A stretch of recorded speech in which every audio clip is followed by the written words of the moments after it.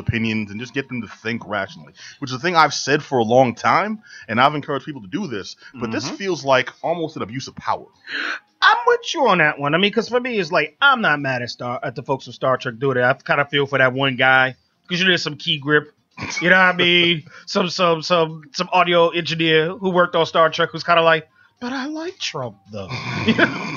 I'm about to put my money down on the wall right now. Yo, you know what I mean? Who's just quiet during that meeting? I mean, for those of you, This one dude who's like few and far between asked our own sense of affluenza in the office.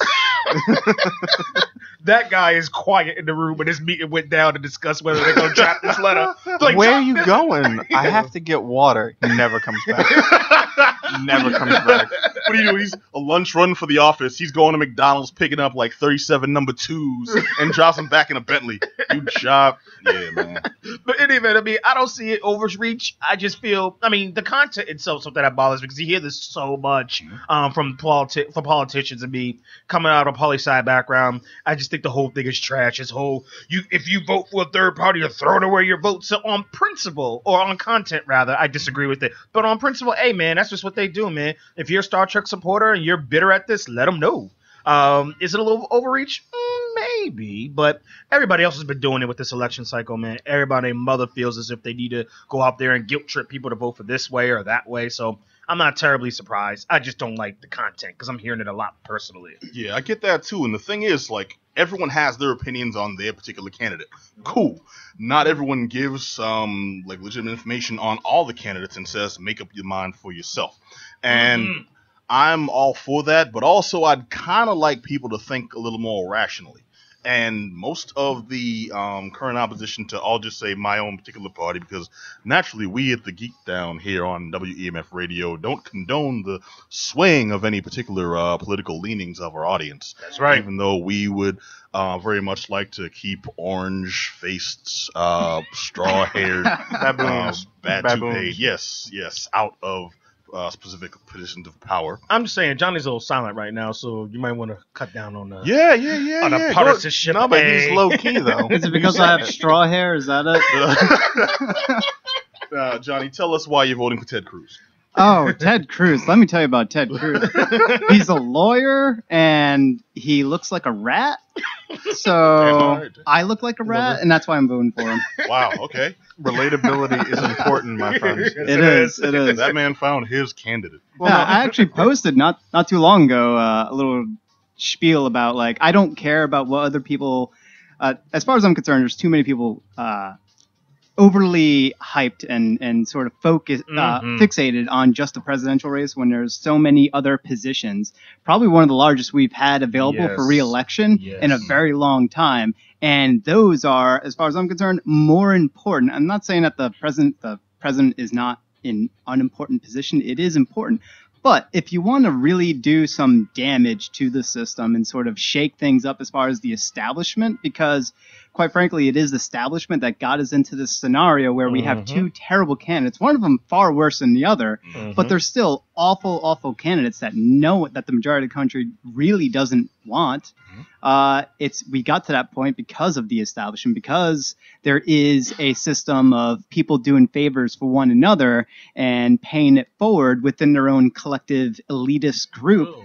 And wait a minute, you little anarchist! Don't put that out on the show. People are listening. Hold on. All right, no, Johnny, this man just said we should get together and beat down the Electoral College. Okay, now I'm not gonna say I'm not all for that. That's right. I'm not gonna say I'm for that. I'm just gonna say we should announce that on a internationally broadcasted forum. Now we just happen to stumble across a couple of people. Mike holds them down. Jay, you just wail on their kidneys, and Herb, you take their shoes. Maybe these things happen. You know, New York is a tough city. Well, look, all right. I was saying, for anybody who stuck around locally on WEMF from the last show, we were talking about Trump because Which they all did. Yeah, man, I mean, it's the delicate tones of my voice. No, man. Like I was saying, like there's a lot of, there's loyalty. There's that, in-group, out-group thing. Where like, oh, I'm a Republican. I got to vote Republican. Maybe you like a lot of the stuff that Trump is saying, divorcing it from the racist rhetoric and the xenophobic rhetoric, or maybe you are racist and xenophobic. Irrelevant, because I love Cena the Warrior Princess. Xena warrior. Yeah, you a Lucy Lawless fan, Herb? You down for Lucy? Who would be afraid of her? I don't get it. Herb just wants somebody to hold him he's in the night. That's all Herb wants. She the right one to do it, man. Go ahead. She cuddle up her muscular arms. Go ahead, man. He's gonna Hercules it. You said xenophobic. Hercules. Xena. Yeah. I you know what? That's like 5 leaks, but there is no more apropos place to do it. All Well, right. like, You were saying, though, yeah, yeah. Mike, you were saying about Gal Gadot? Yeah, like the point I'm trying to make is like he's not like couple things. Mhm. Politicians are going to say whatever they need to say to get elected. Very true. We all accept this as fact. Mhm. So maybe there's a really good chance that a lot of the stuff that he's saying that you agree with probably doesn't believe in, probably isn't going to do, or is just flat out unrealistic. No no, one's it's going to totally- make Mexico pay for anything. I'm sorry to burst your bubble. Mexico has no obligation to pay for a wall, no matter what the president may have said to him when he went on his little trip to Tijuana. That's number one. Number two, if you look at his record so far, he's been so wildly inconsistent. He sort of just fires off from the hip and goes on to the next thing. I've had a long-standing theory that Donald Trump doesn't really want to be president. This whole thing started as just a way to keep his name and organization, his business in the public eye. Yeah, exactly. No, I would believe that. Yeah, I when's would the last believe time you that. saw an Yeah. episode of The Apprentice? It's You know? been years. Yeah, it's when's been the last- years. when's the last time Omarosa was cats doing were- it big. That's what I last saw. Wait, you remember that old commercial for Jordan's Furniture? You know you've hit it big when you're parodied by Jordan's Furniture. It's like I can't focus on my mission. I don't know what's Devon, you're tired with the thing. All right, well, no, that's what I'm saying though. I think this whole thing originally started as I'm gonna run for president. I'm gonna do like Ross Perot. People are gonna start talking about me again, and then that'll boost the Trump business. But there's no possible way I could win, and I know this. But I'll make it seem like it's legit, Yep. and then people will start talking about Trump again. Yeah. You know, They and they then- just hey, did you know an what? episode It about that on South Park. Oh, really? Yeah. They It was stole it from me. Yeah. Oh, it's actually ongoing through multiple episodes. It's Mr. Garrison is he like put on like an orange spray on tan or jeez. something like that, and you can see it. He went like, orange face. That's hilarious. There's like an outline of it, Wait, and we're gonna get lettuce from Oompa Loompas, man. and it's the exact same thing that you said. It's like I'm gonna try to run for it, but I don't think anyone would actually realistically vote for me. And it's saying like all the things that you would expect a sane person to be like, oh, they're saying just these crazy things. We're not gonna vote for this person. Like trying to get themselves disqualified, but because it's so off the cuff and not robotic like the opposite. All the people are cheering them on, and you see people sort of turning to Mr. Garrison, aka Trump, because of how off the cuff and how anti-establishment, not anti-establishment. I don't want to say that. Anti-establishmentarianism. Yes, we're following you. I'm saying not part of the norm, the cookie cutter politician stuff. Although he is saying very cookie cutter ish politician stuff. He's definitely trained in that way. And But it's all sprinkled with punk bitch acidum. No, God no. Okay. The last thing I want to do is associate Trump with anything punk. That's not what. Never All right. Well, no, bottom line. at the end of the day, Yeah. when it came to Star Trek and their staff and their writers and producers and everybody who's involved with it, I would expect them to have put out a piece along the lines of vote your conscience, to create critical thinking, as opposed to just saying if you vote for third party, you vote for Trump and blah blah blah. It just felt a little partisan for me. I would expect someone of organization of their caliber, considering the massive amounts of people they're reaching out to within their franchise, have something like that, as opposed to picking something so partisan. Because my only concern at this point for them and their model is how many fans have you lost because you chose a side and went with it. But then again, how many fans they may have gained? Yeah. Because a lot of folks would have been like, hell yeah, thank you for stepping up. So I don't know.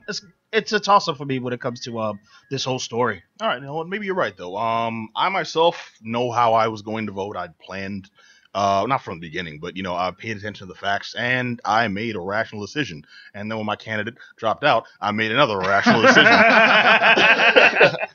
But you know what? This won't sway me. But maybe the people who, by some off chance, are Star Trek fans and third-party voters which I do think that overlap is legit. Yeah. Like, there's a Venn diagram there that will reach a good amount of people. I don't know if it'll be strong enough, or at least will be seen as legitimate enough to sway their votes. Mhm. If it is, I certainly hope they'll go with the boldly go to the poll and like just ham it up completely.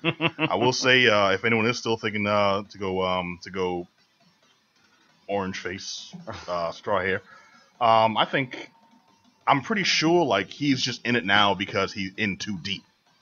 Mm-hmm. You know, so if by some odd chance that does happen, we will get. You ever seen Idiocracy? Yeah, Yeah. absolutely. Yeah, absolutely. Nah, he's going to be the one who sells the FDA to Brondor. Like, Oh. that'll happen on his watch, you know what I mean? Get ready for Fuddruckers to become a international powerhouse, is all I'm saying. Alright, so I think we've given enough airtime to this ridiculousness. Next news story, because this one... It's bananas. Yeah, dude. The Revenant pirate escapes jail, but not a $1.2 million penalty for illegal uploading. Now, Give me the jail time. Like, what? Well, it all depends on the jail time, but geez, dude, 1.2 million? Yeah, they wanted they wanted the maximum stiff sentence. They were talking about hard time. What the story here is, this dude uploaded. Let me actually read down the break thing. it down. Yeah. Now, 6 months after pleading guilty to copyright infringement for uploading screeners of the movie The Revenant and the Peanuts movie online, former studio employee William Kyle Moriarty. Now, Moriarty, not Moriarty. Oh, I was straight called a Moriarty, but go ahead. That would have been awesome. It would have been. Now, just racing the name of Moriarty's everywhere. The Sherlock Holmes fans are pissed. William Kyle Moriarty was sentenced to pay $1.2 million. I want to emphasize that in restitution and serve 8 months house arrest. Hold on, wait. He got to drop the money and be on house arrest? And house arrest. He is not leaving his house for Yeah, a mind you, time. that's a reduced sentence, baby. That's Isn't that kind of like opposite of what you should do? I will make it Like he's inside. He's looking at me on his computer all day, like doing the same thing that he got I'm arrested. just like, how you gonna get the money to pay him back if he can't step outside his house? Like, what are you doing? I'm just thinking maybe they assume he's a Hollywood type. They've all got millions, right? Going back to that affluenza situation. There we go. He was the key grip voting for Trump. Yeah, It all was ties. him. It was him. It was him. But nah, this poor SOB uploaded the movie to a BitTorrent site called Pass the Popcorn, which I have been on. So here's what so purely for research purposes, Herb. Somebody told me to get on that too, and I was like, nope. Yeah, little suspect, and by little I mean severely suspect. And it was under FBI surveillance. Now, in lieu of hard time, very big financial burden and house arrest were deemed the best consequences by the court, and a warning to others. So pretty much they did this to dude. They just want to throw the book at this cat to go old school, like you won't break rocks. So keep going with the rest of the blurb, man, because that last part is ridiculous. Oh, you mean the part about? Yes, keep going. All right, hold up. In addition, dig this one, y'all. In addition, Herb, I know you'll like this one too. Moriarty also helped the feds put together a PSA on the pitfalls and consequences of piracy. It's not a victimless crime, baby. Yo, ain't that just a serious? So let's back this up for a minute. So he got to drop 1.2 million, be on house arrest for 8 months, and turn around and do a PSA saying, "Hey kids, don't pirate in the movie theaters." Great commercial and after school You gotta special. be kidding me. You're gonna be winking through it the whole time. I hope to told God. you, it's terrible. I hope out of spite he streams and puts that commercial on BitTorrent. Just out of spite. What the anti-pirate again? Then just be like, remember, kids, don't go on BitTorrent sites like Kick Ass. Pirate Bay. It would be a really torrent freaky thing to do, and you might be labeled a demon-oid. If you were, he's just like winking at the sucker. Man, I really do feel for this dude though. I think at some point in life we've all been tempted to do so, even though we haven't, because we're a righteous, upright, fine, and upstanding law-abiding citizens. Exactly, reputable all around. Yep, I love giving corporations my money. I'm a big fan of capitalism. The bigger they are, the more money they get. Yeah, but at the same time, though, I might even vote Trump. Right. So I'm there and I'm with you. I don't like hey, I was 14 at one point. I've streamed stuff or illegally downloaded music, and at 14 years, this man is not associated with. I'm pretty sure statutes of limitations were up on that a little while ago. But if you want, y'all can get at me. You'd think so, but those bootleg copies of Pootie Tang you were trying to hawk on the corner, man. I mean, with Biggie Shorty on the front cover. I just love Louis C.K. Played by Tilda Swinton, though, so that was a real bootleg version. No, so but the corporations are the people paying the artists. Yes. It goes it cuts both ways. It's a really complex and terrible issue. Because I got no love for Fox. You know what I mean? But I like Leo. You don't like those Fantastic Four movies? I like Tom Hardy. Those are the main characters in The Revenant. For those of you who may have not seen that movie, and if you haven't, you need to see it. It is, for the cinematography alone, just drop dead gorgeous. Yeah, also, if you want to see a grown man penetrated by a bear, there's no better place. With his claws, the bear was a female, but Hey, you will not gender stereotype on this show. If a female bear wants to penetrate, I have no idea where I'm going with this. Yeah, no, I was gonna say, I was waiting. I was on that train, Pat. I wanted to see it come into the station. I was ready. All right, we will not shame any female. The man was just out for a stroll, and she decided, I want to have that. It was Leo, though. Who doesn't want to have Leo? You're right. No, that's I'd have Leo right now. correct. I've seen those. Was that interspecies erotica? That's what that's called? Yeah. I was gonna say a zoophile, I think. Can we get back to the story, please? To bring it back around. I hope somewhere, by some twist of fate, this poor SOB's listening to this show. Or watching. But where's the prestige? Or watching, that's right. We are switching live on stream. I forgot to give the information. Johnny, you want to facilitate that, please? Oh, yeah. If you want to watch us act like idiots, you can go to twitch.tv/The Geek Down. Thank you. Not exactly how I'd put it, but yeah, I'm going to splice that right into the front here. make it seem legit. But yeah, this poor gentleman, William Kyle Moriarty, is basically being used as a scapegoat. I do feel for the dude, and I don't encourage piracy. But, I mean, these things happen. I think it's a bit severe. Seriously. I mean, do we really think, though, that, how often has deterrence worked in the past for anything, right? Do we really feel look, he got hit. He just got ruined.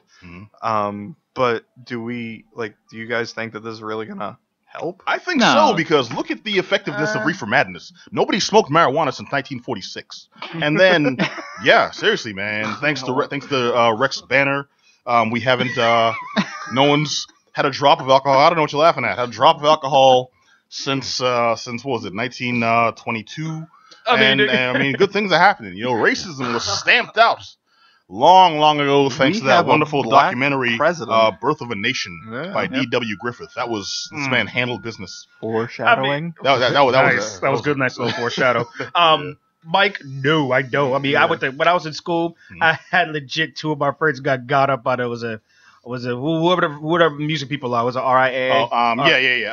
The RIAA with Metallica, Britney Spears, Lars Ulrich, whatever name is. The true patriots. So when them jokers went after a couple of my college buddies, straight got letters in the mail we're suing you for $120,000 a piece. because you pirated the money off of freaking Livewire and Bear Share. Y'all remember all those Napster? Okay, look, I remember Saint Anger. Okay, they ain't losing no 100 and something thousand. That's them trying to recoup. So I had two friends of mine metal band doing the most metal thing ever, going to therapy. You jive. That was a group. Exactly. I don't like when Lars looks at me while he plays the trio. Man. All I know is I had two friends of mine while we were in college get those letters. His ass off. Sorry, brother. Go ahead. It's all good. And I tell you right now, even though these were dear friends of mine who got these letters, I still went back to my dorm and kept down. And I'm saying everybody else is the exact same thing. Damn, let me break you off for $20, man, for your legal fees. But I gotta still get that new Biggie though. So I mean, is it a deterrent? Not at No, all. I mean, it's dude. one of those. Your heart goes out to the guy. Mhm, Honestly, mhm. I think more people are gonna go online and start torrenting even more. So a lot more uploaders. So it's not just like two people freaking seeding, and you're trying to wait and get your download on from two people who carrying it. I think more people gonna go up there, and more people gonna share just out of spite because of how they just rammed this dude, man. Exactly. They reamed him, man. No. All right, so if you're a sympathizer of these particular acts, look up the story and just follow along, because I would like to see some level of outrage and backlash from the public.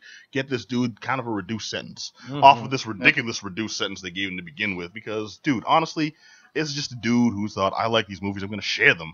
I don't think there was any malicious intent. I don't think he himself was making legitimate profits anytime he uploaded to a, as I understand, free network. You know, and honestly, the PSAs, I can understand that. You know, you got caught, you take your medicine. That happened. The house arrest, I understand. You got caught again, you pay the price. But literally 1.2 million. Normal people don't have that in their back pocket just chilling. You know, that's not in my rainy day fund or my red man dollar box. Millionaires don't got that in their back pocket just chilling. You know what I mean? Seriously. Guess that guy belongs to the movie theater industry now, dude. Yeah. Yeah. Penetrating On every top day. of the fact that, like, Get me my water. I don't know if it said what it was that he did, but like, you think he's gonna have a shot at working in that town again? I'm fairly certain no. Yeah, that's why I'm like, you're gonna take his career, take his freedom for 8 months, better than jail, but still take his freedom, and he has to pay you probably the sum total of everything he's gonna earn in his existence.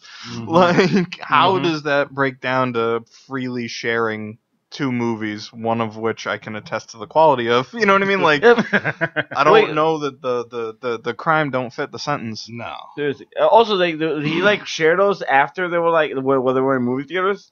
No, they came out a week before they hit theaters. Okay. Oh. That kind of makes sense though, dude. That makes sense, but I can see why they nailed Yeah, him, but yeah, not yeah, that yeah, much, yeah. though. But you're right. I mean, I can see why they're 'Cause, like, mad, but still. Once movies hit like DVDs, dude, you get really good DVD rips on like free sites, man. You know, but Yeah, like on before those, that, as Herb has read in articles. yeah, I mean, of course. Yes. What's a computer? Basically, what it comes to Fine. what it comes down to upstanding is citizens. this is pretty much like tainted this dude's future, unless he It did, yeah. find the gig working for the government doing these types of things. You know he will. Like in Catch Me If His yeah. his PSAs are gonna get like big, dude. Yeah, he could. No, he's let this gonna- dude become like the Hype Williams of PSA. Woo! All of a sudden, it's like yeah, I copyrighted Suicide Squad 2016, and here's how I did. You know, something like You're talking Billy about Mays releasing, here. releasing pirated mixtapes.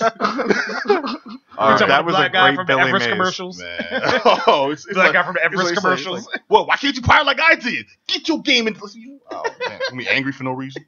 All right. Anyways, You didn't sit on your couch, not pirated right now. All right. Well, if you can't work in Hollywood again, there's always porn. Oh, Okay, God. so next news story.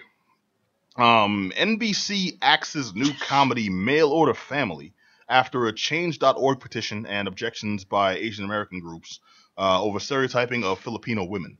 Now, this is loosely based on the writer-producer Jackie Clark's family himself, and he's one of the producers of what's that store show? The one where the whole thing takes place in like a Oh, you're talking about like a Golden Costco. Girls. Thank you. Oh, You're welcome. the name of the store is Superstore. Yes, thank you. Yeah. Thank you. One of With the America creators of Superstore. Ferrera. Gosh, she's fine. But go ahead. There's She some is. girl on that show. On focus, brother, please. Sorry, she is. All right. Loosely based on his actual family. The show would have followed a widower, excuse me, who orders a mail order bride from the Philippines to help raise his children. That's not racist. Mail order bride, it's touchy areas. The complaints include the mail order bride industry in the Philippines is rooted in historical U.S. colonial occupation of the Philippines, feudal patriarchal view of Filipino women, well, of Filipinas, and current neo-colonial economic policies that have impoverished the Filipino people. Now, this also comes 2 years after similar charges were filed and ended up killing another ABC show, not ABC, pilot, Alice in Arabia, after similar claims came from a Muslim advocacy group. You remember that? Now, this, I think, I've never been a fan of these types of shows, but when you take the aspect of I don't say race. I'll say ethnicity and internationalism. Basically, when you look at this is the same. It would have been the same from the sound of it.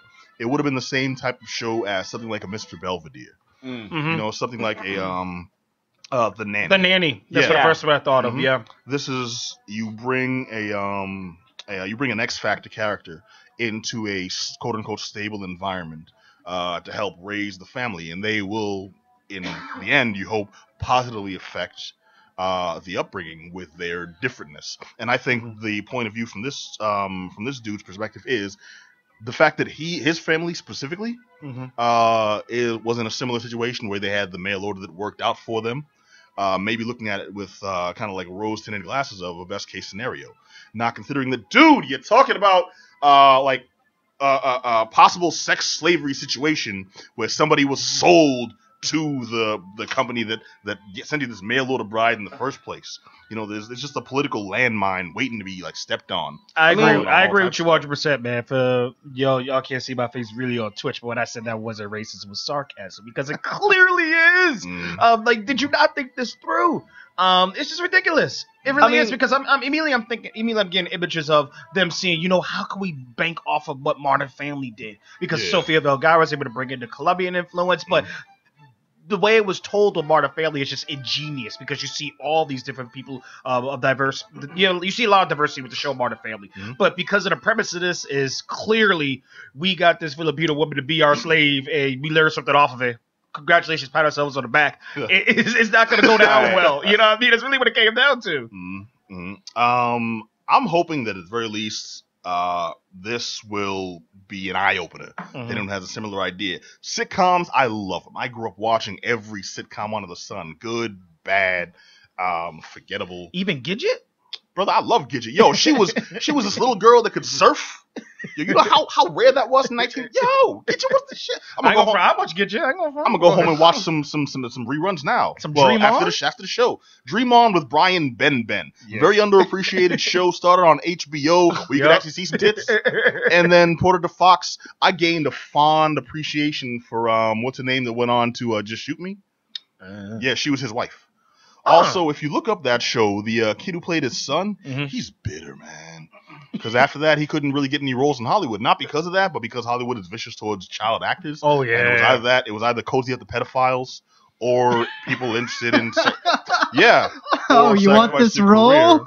Yeah, for real. Seriously. Put on this Viking suit. You want to be famous, don't you? I'll see you in front of the camera. Give him the Birdman treatment. Yeah. So there's a lot of touchy ground to cover, and shows like this, I mean, honestly, I will say it's not always 100% a failure situation. Look at that show about the outsourcing. Oh, Outsourced. It was called the show about the guy, the white American who was sent to work at his company's Indian call center. Yeah, that was a show. Yep. They made it. I don't know how long it lasted because I didn't watch that bullshit. But it went for a while. You know, I love how this is a clean show, yet I've sworn like nine times. Hey, you're quick to correct all of us. I'm sorry. I'm just very passionate about these issues. Let me wrap this one up real quick. All I'll say is the story itself is that this show is not happening. I think it should be kind of an eye-opener that should say, people, go into these things with eyes open, pay attention, and be aware of who you might offend. In this case, it was Filipinas. Tomorrow it could be your group. Tomorrow it could be your group. Tomorrow it could be Herb's group. It could be James. Well, James and I are completely offended. We'll talk about that later on the show. I mean, I got to chuckle a little bit to the fact that it came out on Change.org, considering that Change.org was the ones who sponsored that. Yeah. That whole, we need to get Jesse Williams off the air because what Jesse Williams said at the BET Awards was so offensive. So let's take him off the air. So it's like, but yeah, you're going to fight for this one. Nice job, Change.org, for not being consistent. All I'll say is Jesse Williams is no Billy Crystal. I mean... And she won't be until she's 107. Look, at the same time, though, I'm just playing devil's advocate. I agree with everything that's said. Oh, you agree with white slavery? Go ahead. Well, not white slavery. I mean, sex fair is fair. General sex. No, you're right. You're right. This man is an equal opportunity sex trafficking fan. So I just want to point that out. I think he's trying to... I apologize for pigeonholing you, sir. So, yeah, it's a terrible idea. It's not a good premise, as is laid out to us in that blurb. But I can't do it on my feet right now, but if you give me about 20 minutes, I can take 3 TV shows and reduce them down to the component parts and probably it's only an hour show, man. Yeah. No, but like this is my point though. Like, Mm-hmm. are you taking? Let's just say for the sake of saying that this, I'm stretching here. It's a sitcom, but let's just say for the sake of saying that this was going to say something worth listening to. Mm-hmm. Let's say that it was going to say something about that industry and how negative it is, and whatever. Granted, I think it's a stretch. It's a sitcom on a basic television network. I don't think that it was gonna, break walls down. But are you taking opportunities away from creators who have a story that they want to tell just because of an initial negative public reaction who did not see what the actual show contained? Yeah. No, all I'll say is this dude already made his money. This was like the second turn of. Herb, what's up, man? Oh man. So like. Sorry for that graceful. I'm sorry. It's like, shut up. He was holding on to that mic for a long time. Well, I'm sorry. You gave me the signal like, shut your hole, brother. We got important information to expound. I thought you clean it up and then kick it over to her. I'm no good at improv, brother. What you think, this is a radio show? Go ahead. Hurry. What's good, brother? I was gonna say, man, like on the other side, like the people usually complain that like Hollywood whitewashes everything, and here we got like a show that's like taking a stab at bringing in like a different like race and a different like funny like kind of weird. Man, like Michelle Rodriguez is gonna jump through that door and punch you in the face. Well, all right, dude. Like, come on, dude. Like, I hear what you're saying. I actually agree with you, but not in this forum. Like this. This was a bad taste. Yeah. But, like, there's it was better a ways to stab go at about it. it. This was just an unfortunate situation where good ideas were interpreted in the worst possible ways because that's the natural leaning.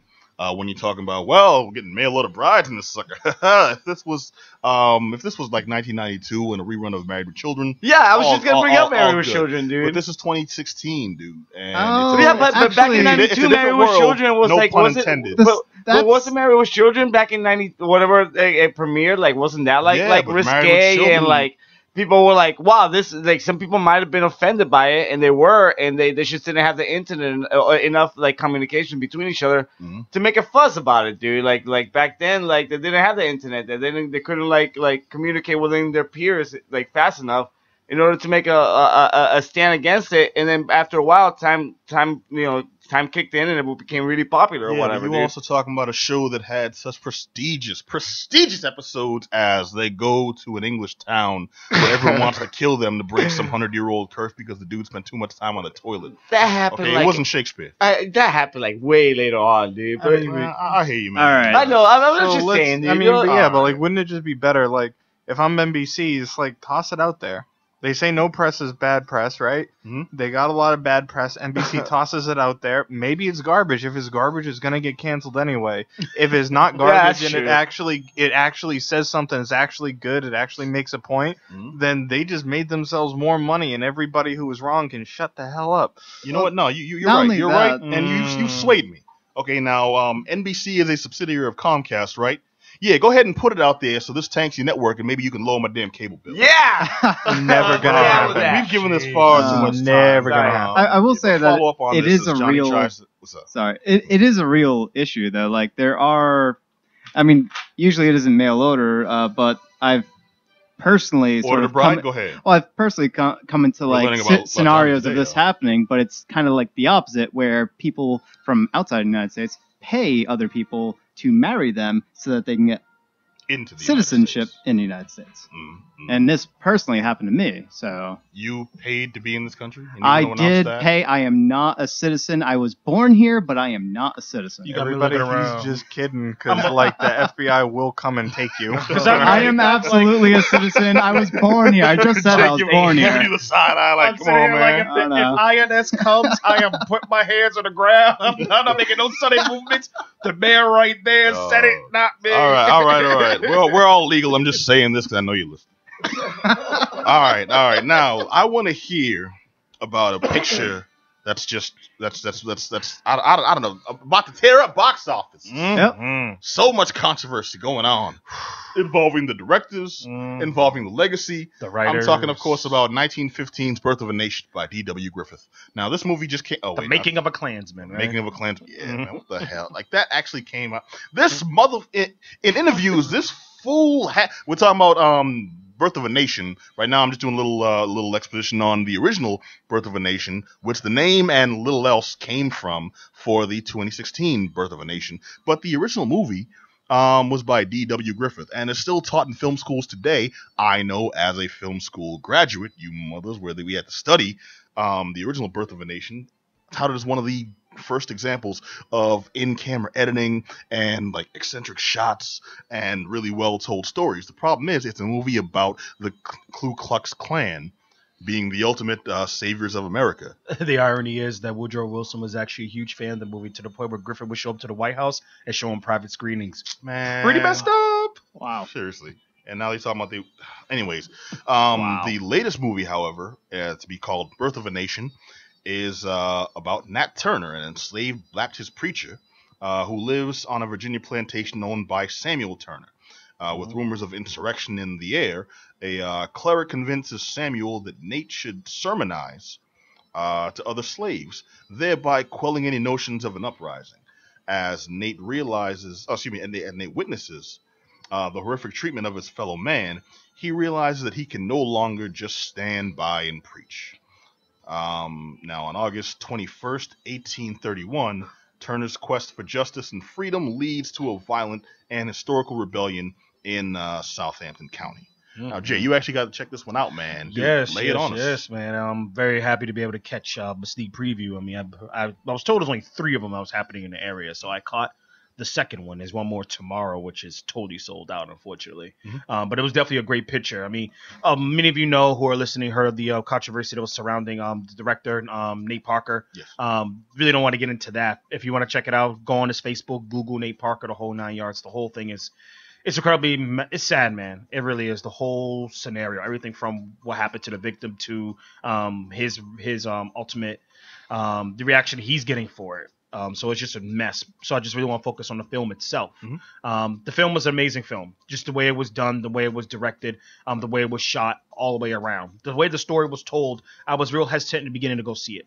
The very first trailer I saw was the one that was released right after Sundance. So it was a lot more grittier. It reminded me of Luke Cage in that sort of way, which we'll talk about a little later. Just in terms of how gritty it was, that he really put me in. Maybe because it was just focused on the strength of Nat Turner at that point. However, when I saw the trailer the night before that was released by Fox Searchlight, it reminded me of one of those sort of feel-good stories, kind of like The Color Purple, where you see the slaves happy amongst each other. Then at some point you see whipping, and then you feel the pain and sorrow, and then next thing you see Happy Slave at the end. You know, so it's just kind of like, oh, I'm not trying to see this. Nope. So I was real hesitant to go see it. But then a couple of our folks, friends of the show, really urged me to go, and I went to go see it, and it was just one of the most amazing experiences. Ran into friends I haven't seen in years at this screening. Just the way it walks you through from when Turner was a child. And the kid actor who played that role did a pretty good job. From when Turner's a child up until the point where he's a teenager, it kind of flies through his teenage years very, very quickly. It jumps to the point where he's like in his mid-20s or so, and as he's coming up and where he's preaching, because he was cited as one of those quote-unquote good Negroes who was able to catch. Damn. He was pretty smart. So he was a catcher Freeman. Ultimately, they pretty much grabbed him and said, "Hey, we're going to teach you the Bible. They teach you how to read via the Bible." And then ultimately, as you said, the local preacher was like, "Hey, you need to send him around to go preach into these other slaves to prevent them from to motivate them to work harder, to prevent any sort of insurrection." So ultimately, he was used as a traveling preacher to just for him to just be able to preach and try to calm these slaves who were angry at different plantations down. And in the midst of his journey, him seeing all the pain and suffering that other black people were dealing with just took its toll on him. And then ultimately one day he started reading the Bible thoroughly, because ultimately he was just reading the passages of scripture that justified slavery. So things like slaves be loyal to your masters, that sort of thing. And he just started flipping through one day because he's so depressed at seeing all this stuff. And honestly, I'm not telling you nothing you don't know. Because this was all in the trailer. Because it's in the trailer, and B, if you read the confessions of Nat Turner, it's all in there. Because he apparently he actually gave a confession the night before he was actually executed. So I mean, if you just read that, that's clearly where Parker Celestin got it from. So it's funny because we look it up. It says Parker and Celestin are the ones who wrote the story, and they just pretty much took his confession and expanded upon it. Really, the one from 1831, his confession he gave to Thomas Gray. That confession, not the redo that was done by the I can't remember the Jewish author who wrote the Confessions of Nat Turner. It's not based on that at all. It's based mostly on Nat Turner's actual confession he gave to the attorney Thomas Gray. Well, this movie was based off of an original book. Do you know if this was, do you know if that was the historical text he's talking about? I'm pretty sure. Okay. I'm pretty sure. I'm pretty sure there had to be some sort of relation because the vast majority of what I've read out of Gray's text, which is only like maybe 5-10 pages, is really short.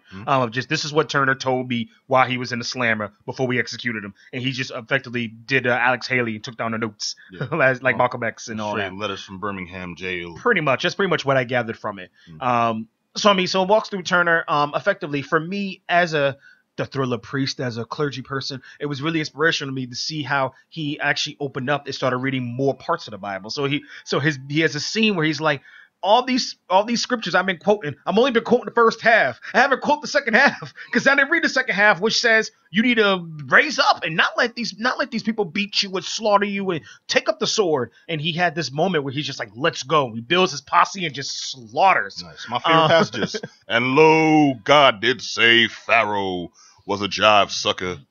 And lo, Yahweh doth command you break a foot off in Pharaoh's house. I was waiting.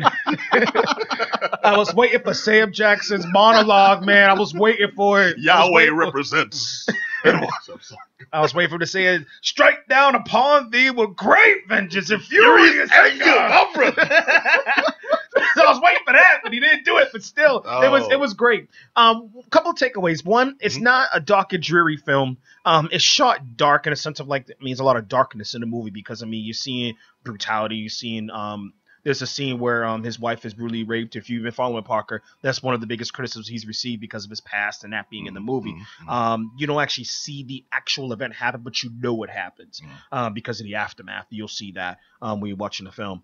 So there's parts of it that's dark, but one of the things that Celestin and Parker did well is that the people they cast for this role, for the specific roles and how they acted them out was very well. One of the things that stuck out was actually Roger Smith. Roger Smith, who's known for many roles. One of the roles I remember him from is Big O. He's the guy in the future who. Oh, sorry, that's an anime joke. I was just gonna say that he was Rudy in Malcolm X. I remember that. He usually plays like the kind of the quote unquote sellout black guy in many of the movies.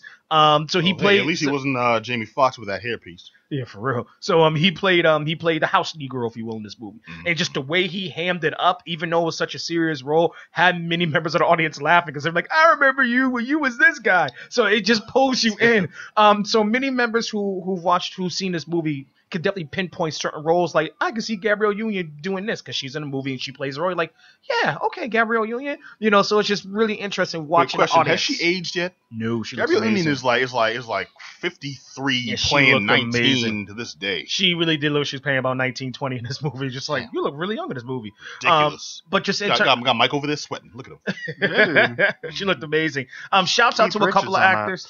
Say again? She's like Keith Richards-esque. Yeah. Like, down. Give a couple shout outs to a couple of the actors and the actresses. Of course, Nate Parker did an amazing job. Armie Hammer did a pretty good job as well. He's from The Social Network, Mirror Mirror, Lone Ranger, The Man from U.N.C.L.E. He did a bunch of plays. He did a couple things, and he played the lead protagonist. He played Samuel Turner in this movie, so he did a pretty good job, which is really good. Overall, definitely must go see this movie without a doubt. I plan on actually going to see it whenever it hits theaters. I believe it hits theaters this Friday, the 7th, correct? The 7th. That's what this Friday is. So it's coming to theaters this Friday. Nationwide release. Go do it. For those of you who protesting it because of Parker's past, I hear you and I understand. Because it's the whole thing is just a really, really messy situation. For those who plan on going to see it, be prepared because it's definitely an emotional roller coaster you go on. but it's just an amazing story that is told of someone who's been left out of history in terms of Nat Turner, and that's what I got. Thank you, brother. Thank you. I may want to check it out. I don't know if I can handle that level of like hard grit. That's what I'm saying. It's not. It's a roller coaster, so it's not really hard grit. Because I mean, I've been laughing as with the slaves. I see how it is. Okay, cool. Like I said, it's an emotional roller coaster that's built in it, so you're not sitting there walking out incredibly depressed. All right. You know, because that's my hesitancy with many of these retellings of slave movies and slave narratives when it comes to like 12 Years a Slave. I still haven't seen that yet. I read the book, and I'm hesitant to see it. Right, and what you really want to check out? You want to go see Roots the musical? I'll stop. You're a mess. Birth of a Nation. Birth of a Nation coming out in theaters this week, right? This Friday. Go see it. All right, cool. Now, fellas, I know Johnny's over there just antsy in the seat, getting heated because we haven't talked about it yet. We're going to it. Let's just have a nice little discussion, if we will, about the latest thing to break the internet. Yes. Marvel's Luke Cage. Yeah. Or simply Luke Cage is an American web television series created for Netflix by Chio Hodari Chikoka. I've never actually said that out loud. Based on the Marvel Comics character of the same name. Now, one of the cool things about this is it's set in the Marvel Marvel Cinematic Universe. Yes. So when they need to, this can tie in. When they better put him in a movie. I'm a fight, I'm a riot. They'll put him in a movie. All right, when they need to, this can tie into the movies. You can see him fight alongside Black Panther, Iron Man, Thor. Yeah. Incredible Hulk, all them suckers. All right, but now given they got the most simplistic description here, so I'll let y'all jump into it. But it's gonna be given strength and durability. A wrongly accused man, Luke Cage. Or Carl Lucas. Well, sound like Carl Lucas. Carl Lewis. By a sabotage experiment, the wrongly accused man escapes prison to become a superhero for hire. That in itself, despite being really vague, is almost a spoiler if you know Luke Cage from the comics. Mm-hmm. But basically, the show is a story of a man who we first saw in the previous Netflix series, which we did talk about on this show too, Marvel's Jessica Jones, which was a damn good show. It was fantastic. It was great. And to take an actor that I love so much, like David Tennant, and have him doing a similar shtick to make me hate him so much is just an incredible piece of art of television, and they did it beautifully. And we also were introduced to Luke Cage, who's now been given his own series. The episode's available on Netflix now. I got to check this out. I haven't watched the whole series. I still have a couple episodes to go. I have a long way to go, but for what I saw, amazing. All right, well, it's Luke Cage available now. Let me get your impressions. I mean, I like it, but like I was telling a few people earlier today, like I like it, but not for what I wanted it to be. You know what I mean? Okay. Like I'm coming into it like I love Daredevil. I think it's a great show.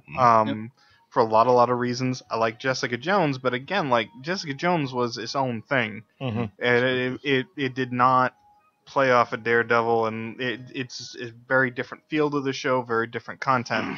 So I was expecting that with Luke Cage, but like Luke Cage is Luke Cage. Big dude, he's strong, he's powerful. You get to see him sort of throw. Stand for bad language. Yeah, he throws his weight around in Jessica Jones for anybody who's seen that. So I was sort of expecting a little more action than I've gotten so far. I find the show really engrossing. I really think it's very well done for a lot of reasons. But I'm not impressed with sort of the more action-y scenes, you know what I mean? And I don't know if, I haven't seen the whole thing. I'm only on like episode 6 or 7. And this is not like a me saying, no, you definitely need to check this stuff out. But it was not like I was sort of, it turned my expectations on their head. All right, what you got there? Michael doesn't care about black people. Damn. Mike Myers looks uncomfortable into the camera lens. What the hell did you set me up with, man? I can kind of see that, and that's because after Jessica Jones, which was more of a, she's trying to play the detective, but every now and then some stuff goes down and some blows need to be thrown. We were promised Luke Cage was just touched on in that show. In this series, we were really going to see what he can do, and you're up at episode 6. Until then, in that span, it's 13 episodes. Yeah. And up until episode 6, you only get a couple of scenes of action here and there.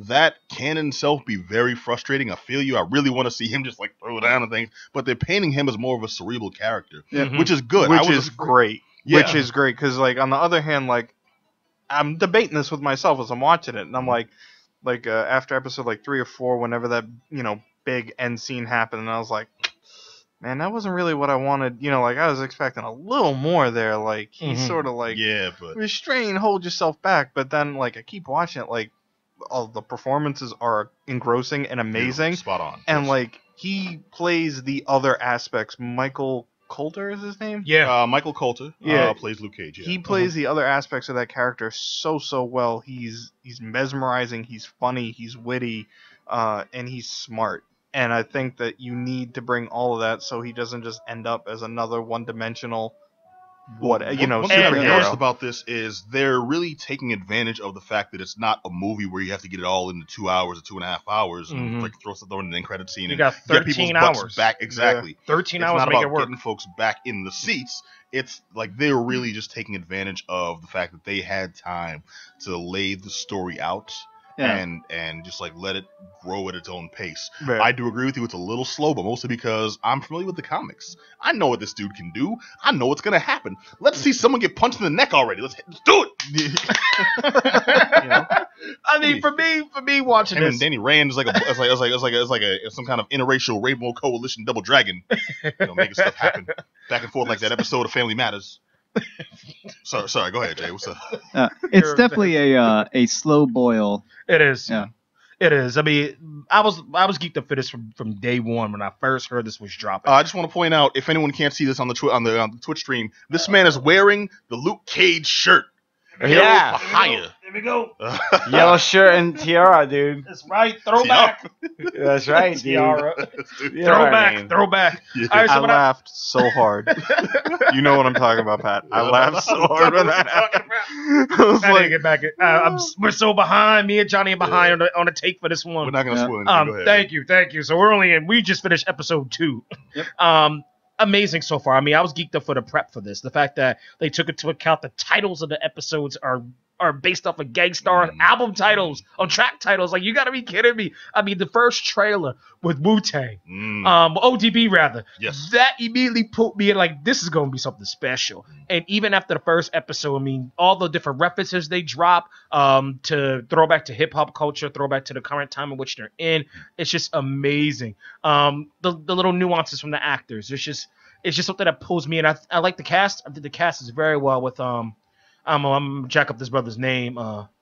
Mahershala Ali from House of Cards. He plays Cottonmouth. Yeah, I mean, fantastic. Amazing. Yes. No. Amazing. After watching him on House of Cards, seeing him in this particular role, because I mean he's more of a secondary, tertiary character in House of Cards. And for him to get picked up in a major role really pulled me in it. Simone Cook, whoo, she's gorgeous. And I like what she's doing in her character as well. And of course they got a veteran with Alfred Woodard.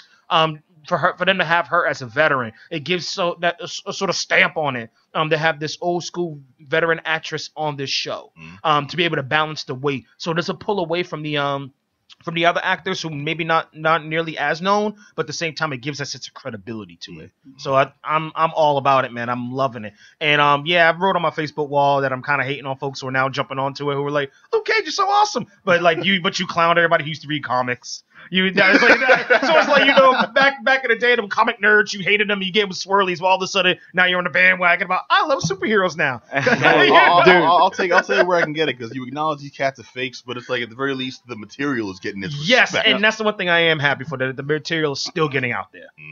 I'm still waiting on that Ambush Bug movie though, man. Marvel. What's good? Look, Johnny, I know we were kind of cut on time, but go ahead, Johnny. I want to hear your thoughts, man. No, it was definitely fantastic. It's the pacing itself. It is a slow boil type of storyline where it starts off slow and it's definitely ramping up. In episode 2, you can see the character development happening with Luke Cage, and they have this arc of character development. Whereas in Jessica Jones, the character development of Jessica Jones herself wasn't as it was annoying is what it was. Like, we start off learning these characters, and then we find out why we hate them as we go along. Yeah. I hated the neighbors. I hated her lawyer. I hated well, you hate the villains, but you hate the heroes too. It's like Jessica Jones. We start off kind of thinking we're supposed to like her, and then we realize as the story goes on why we don't. Yeah. Well, and also with Jessica Jones, I really hate those neighbors though. I just want to point that out there. No, there was no character. That was a misstep. There was no development of Jessica Jones' character itself. All the development happened before the events that the actual series takes place. Yes. No, see, and I'm the a counter flashbacks that, give the flashbacks to those prior episodes give her the character development, but it's not character development as the current events, the present events are actually occurring. Whereas Luke Cage was definitely character development especially in episode 1 and 2. Yeah, no, and you're gonna see it like not as far as Pat, I don't think, but like he continues to grow, which is a real treat for me as like a story nerd. Like I like to see character arcs. Yep. I'm not gonna agree with you on Jessica Jones. I think she gets in the last 3 episodes. It's subtle. I'm not saying it's in your face, but like I think it's there. But yeah, man. Not to this degree. No. And that's the great. I'm sorry, we got to wrap up. Well, like that's the great thing about the show. Like there's character arcs everywhere. You're going to start seeing them come out the woodwork. And unlike Jessica Jones, this one allows the character to develop as you go along. Knowing what I know in the comics, it's just kind of killing me because I'm like, okay, this is going to happen to this character, but I like this character. Why? I do want to point out also, we've talked about the comic aspect. The show itself it comes across like one long blaxploitation film. I actually really like that because I got a sense of they're trying to focus on the neighborhood, they're trying to focus on the music and the culture. Now, mind you, it also comes across like people who are really into this culture, but they've only known about it for like 2 years. But at the very but they're paying attention. This was the white dude who went to college, heard a Bob Marley record, discovered some weed, and was like, yeah, I'm gonna get my hair dreadlocked, and I'm gonna start talking like this. It's like I listened to one Eminem album, and oh my god, hip hop is awesome. But I do acknowledge though that it's not done for like any kind of sensationalist BS. It's legitimate effort. And attention being paid, and affinity. Like I got that. Like this was like okay, and the show itself is being done legitimately. That's what I like. It's not like a quick cash grab. It's not a tie-in to the movie universe. It's a show that's meant to stand on its own 2 legs, and if it does well enough, then we'll put it in. We'll tie it in the movies. But for now, let Luke Cage be Luke Cage, standalone, and it's dope in my opinion. The show is heavily hip hop centered. I love the soundtrack. Once they release it, I'm picking that up legally. And cats that I know that have no leanings towards hip hop whatsoever, complete have gone on record as hating on it, are loving the show. That's how deep it is. And also cans of Cafe Bustelo left and right. Like that's a hood thing you don't see anywhere on TV. You don't see anywhere. Just the cop put some money in the swear jar. It's a can of Cafe Bustelo. Okay. Flashbacks to my upbringing, man. Herb wanted to drop something, Luke right? Cage. Oh, I'm sorry, Herb, but I cut you off. What's up, man? I was gonna say that our anonymous friends are claiming that Luke Cage versus Cottonmouth is really awesome, but the worst part is Luke Cage versus Diamondback. Oh, well, I mean, hey, let the show play out. Like, they'll see some differences there. But the whole thing is, it's a comic show at its crux, Yes. You can't complain about the dialogue getting completely realistic. Really? The dialogue about the man who's bulletproof, whose girlfriend can, like, jump off of, like, story buildings and things. No, I thought the dialogue was spot on, though, right? Like, it's a little corny, but I felt like it's supposed to be a little corny. I agree. I don't know. As a comic reader, you should be a lot more sensitive. I'm just saying, you're generally inherently more sensitive to dialogue that's not 100% realistic, but also you're I won't say genetically, but you're predisposed to giving it a little more of a pass. I think that may be why it seems that way. Keep in mind though, like for this show, not just for the show in general, but we watch a lot of bad movies. Yeah, no, I was gonna say like when I think of like bad dialogue, we're aware of these things. Yeah, I mean, I was gonna. This is one of the less bad. I love saying bad dialogue. I was gonna say it's just like the dialogue you get in pretty much any other type of comic book movie. It's the same. It's the same level of dialogue. Like you hear a lot of these words over and over and over again. Like you and I are one and the same. Like, they try to do good things with this though. Like one thing I noticed is Luke himself as a character, as part of the building, as on several occasions stated his point of view on the word nigga. And really saying, it's why it's bad, why we shouldn't use it, how it degrades our people. And then he goes on to, one of my favorite things from I think the first or second episode. It's like, you see a nigga in front of you right here on the corner in front of a building named after one of our greatest black heroes in America. I think Chris Sadix was one of the first men in the Boston Massacre. He stood his ground. But I'm like, damn, it was great. Yeah, any other mugger would have shot you 5 minutes ago. All right, but no, I know I like that. That's the thing that they're doing. It's a socially conscious show. Yes, it's a well written show so far. I still have a couple episodes, so if it ends on some BS, I'm gonna be pissed. But besides that, so far it's not DC, so you're good. It's not DC. Martha! It's like episode 12 will end with like Blade waking up from a dream sequence and finding Jean Grey in the shower. I thought you were dead. All right. Well, anyways, I highly recommend anyone check this out. It's Luke Cage on Netflix right now. Am I alone in the room, fellas? No, it is watch worth your it time. Now. You mean Netflix? Yes, Netflix. It's on Netflix. Even if you have no leanings towards hip hop, you don't know what Wu-Tang Clan is. When I say Killer Bee Swarm, you think I'm talking about a hive, right? I love you, Jim. If none of that makes sense to you, you still need to see this show. It's still good cinema. It's good writing. It's good acting. The actors all knock it out of the park. No one hits a false note. And for you old heads there, I want to point out one thing. I know we're going over time now, but I just want to say one thing. Jake, you can back me up on this. I get a real New York Undercover vibe from the show. New York Undercover. Every time I look at Luke Cage, I think Malik Yoba, and I'm waiting for Eddie Torres to come around the corner. That's what I'm waiting for. It's straight New York Undercover vibe. Absolutely. Yeah, they got Eddie Torres, the dude who plays Shades. You a mess. But definitely is a New York Undercover vibe. Yeah. Absolutely. I'm just happy Raphael Sadiq's still working. Yeah, for real. All right, so we've gone way over time. Like I said, this has been the Geek Down here on WEMF Radio. I want to thank you all for joining us. I want to thank you all for watching us live on Twitch too, where you can find us. You can also find the archived episodes at twitch.tv/The Geek Down. You can also find it at YouTube. The Geek Down, or channel. SoundCloud, The Geek Down, Instagram, The Geek Down, Facebook, The Geek Down, Twitter, The Geek Down, iTunes, The Geek Down. That is correct. Also want to thank Mike Lewis. Excuse me, Lefty Lewis. Bumpy Knuckles Lewis. All right. You can hear this gentleman every week on the Venetian Blinds. It's a Vienna pitch comes on just before you guys. About 8 o'clock. I'm messing with you, dude. No, it's good though. But it's every Monday 8. Well, not every Monday now because Nicole's in law school, but we do it most Mondays around 8. Right before you guys, we talk about whatever comes up that week. Yep, right here on WEMFradio.com. It's the Venezuelan.